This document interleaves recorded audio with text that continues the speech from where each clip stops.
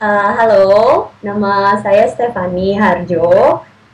Saya saat ini sedang kuliah di National University of Singapore, jurusan Economics. Asal dari Jakarta, dulu SMA 8 Jakarta, terus dapat beasiswa Singapore Scholarship tahun 2010 untuk full-time undergraduate studies di NUS itu sendiri. Jadi Singapore Scholarship ini basically dari pemerintah Singapura melalui Ministry of Foreign Affairs atau MFA. Nah, Singapore Scholarship ini basically cover full-time undergraduate studies di 3 universitas milik pemerintah di Singapura, yaitu NUS, NTU, dan SMU. Applicable untuk negara-negara ASEAN, jadi ketika kamu datang sebagai seorang Singapore Scholars, biasanya kamu juga bakal ketemu sama Singapore Scholars dari negara-negara lain. Kayak misalnya dari Malaysia, dari Laos, Kamboja gitu, kadang-kadang suka ketemu juga gitu. Jurusannya basically di application formnya bakal ada list jurusan apa aja yang bakal di cover dan boleh dipilih kalau misalnya kamu apply Singapore Scholarship. Tapi in general eligible buat Arts and Social Sciences, Business, Engineering, Science.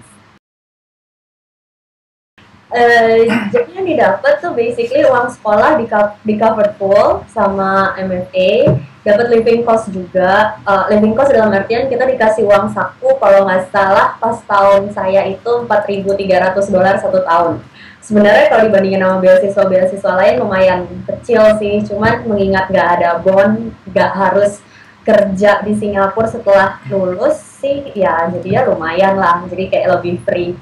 Terus accommodation juga di cover, ekstra dapat duit ekstra dari $4.300 per tahun itu. Biasanya sih mereka bakal cover accommodation paling enggak pakai standar yang paling murah akomodasi di dalam kampus. Jadi misalnya kalau akomodasi paling murah di NUS itu di hall, double room, dan itu harganya kayak $1.500-an, jadi ya bakal dikasih itu $1.500 itu pada nggak peduli misalnya kamu dapat kamarnya yang ber-AC yang $3.000 satu semester, ya tetap dikasih $1.500 satu semester. Dapat tiket pulang pergi juga, dalam artian pergi pas pertama kali kamu pergi ke Singapura buat mulai studi undergraduate kamu di sini, sama pulangnya itu pas udah selesai kuliah di Singapura lah, jadi cuma 2 kali itu, tapi tiketnya SQ jadi nggak apa-apa. Extra program banyak, kayak awal-awal tuh kita dikasih ada sistem host family gitu, jadi masing-masing biasanya tiga scholars di-assign satu host family, dan biasanya host family ini bakal ngebantu kamu buat familiarize sama Singapura in general gitu. Cuma dari angkatan atas saya, 1 tahun di atas saya itu Singapore Scholars nggak boleh pergi exchange selama sekolah di Singapura. Sebenarnya ada beberapa yang boleh, tapi ngurusnya bakal super ribet dan banyak banget perizinannya. Jadi ya buat yang udah di Singapura terus kayak misalnya kan suka ada program SEP, student exchange program ke Europe, ke US, itu ya kalau kamu Singapore Scholars harus dilupakan dulu.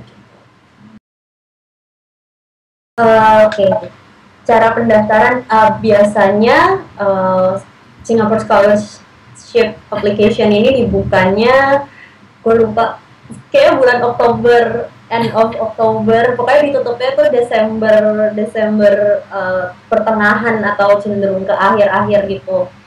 Jadi ya sekitar 2 bulanan dibuka, dan buat kamu ngurus macam-macam segala macam syaratnya lumayan banyak sih, karena kamu perlu submit transkrip nilai atau rapot waktu SMA dan kayaknya SMP kelas 3 juga, dan itu mesti diterjemahin, dan application formnya juga ada terpisah dari dokumen supporting documents, itu mesti dilengkapin. Terus mesti ditandatangan sama orang dari Kementerian Pendidikan juga, ada orangnya in charge gitu. Jadi kamu mesti ke apa namanya Kemendikbud itu minta tanda tangan, baru habis itu baru boleh dikirim. Terus apa lagi ya? Oh, sertifikat nilai UAN SMP SMA, karena basically Singapore Scholarship ini cuma terbuka buat anak-anak yang udah dapet nilai UAN atau nilai A level. Jadi buat kamu yang misalnya kelas 3 nih, terus kan ini pendaftarannya tutup Desember. Nah, belum keluar nilai UAN kan, jadi kamu mau nggak mau terpaksa nggak bisa apply buat Singapore Scholarship ini, kecuali kamu misalnya udah keluar nilai UAN, sekarang udah mulai kuliah tahun pertama, terus kayak pengen coba-coba apply Singapore Scholarship, itu baru bisa, karena udah ada apa namanya SKHUN-nya itu. Terus abis itu banyak sih supporting documents yang lain juga kayaknya masih ada, tapi gue nggak hafal persisnya kayak apa, bisa dilihat di websitenya, karena tiap tahun juga mungkin agak beda-beda. Terus ada essay juga, essaynya biasanya nanti topiknya ada di application formnya gitu kalau nggak salah, nanti pilih salah satu. Essaynya sekitar 300-500 kata dan harus dalam bahasa Inggris tentunya.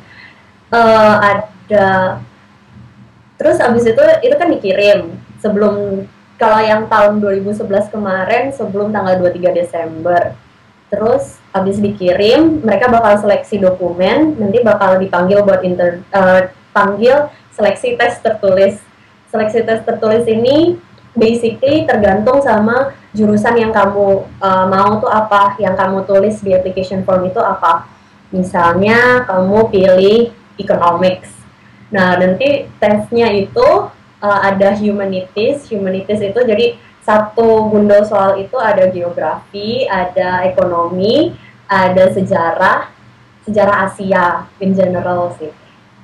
Terus apalagi sih, sosiologi nggak, ya cuma 3 itu. Terus abis itu ada matematika juga. Kalau misalnya bisnis mungkin matematikanya relatif lebih gampang, tapi kalau buat econ, buat science, buat engineering, standarnya matematikanya A level. Terus ada satunya lagi bahasa Inggris. Bahasa Inggris ini ya kayak apa ya? Kayak ada bacaan gitu, terus kamu mesti jawab pertanyaannya, dan akan ada sedikit vocab kalau nggak salah, dan nggak terlalu banyak grammar sih, nggak ada soal grammar, tapi lebih ke ada satu soal essay gitu, jadi harus tulis essay, dan dari situ mereka bakal lihat lah grammarnya, kalau nggak bagus ya juga nggak bakal diterima.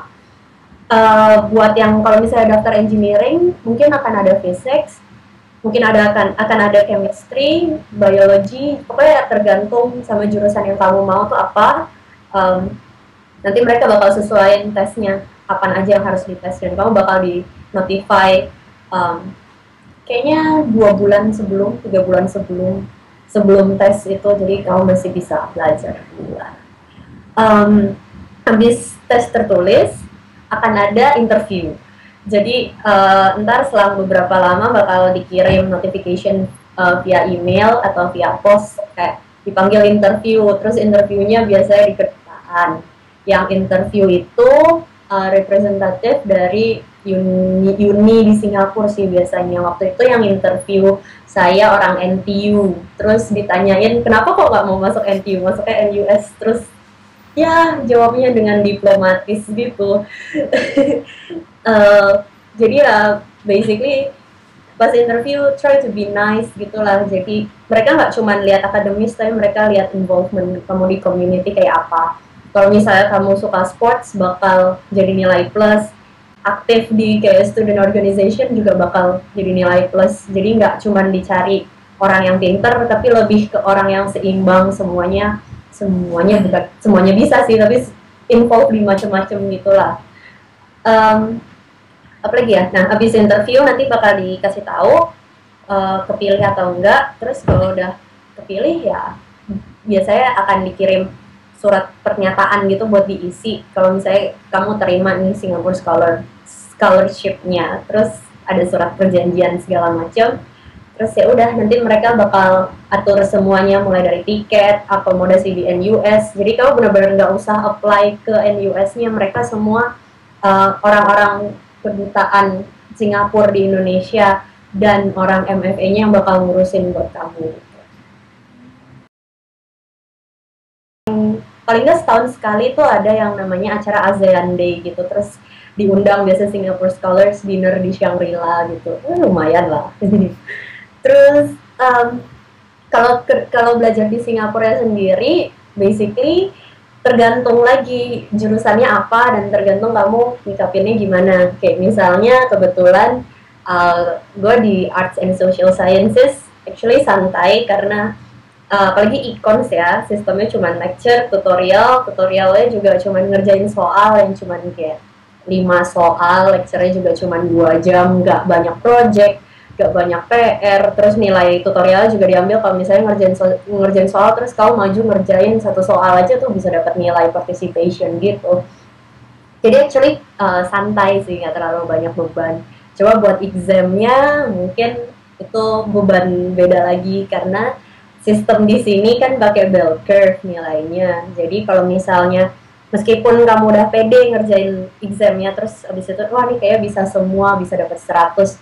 Kalau teman-teman kamu yang lain pada bisa ngerjain juga ya bisa dapat C, bisa dapat D gitu. Jadi benar-benar nggak ketebak dan karena Singapura juga sangat kompetitif, ya mau nggak mau mesti ikut berpacu juga lah, ikut menjadi seorang yang kompetitif. Tapi menurut gue itu sesuatu yang berharga sih.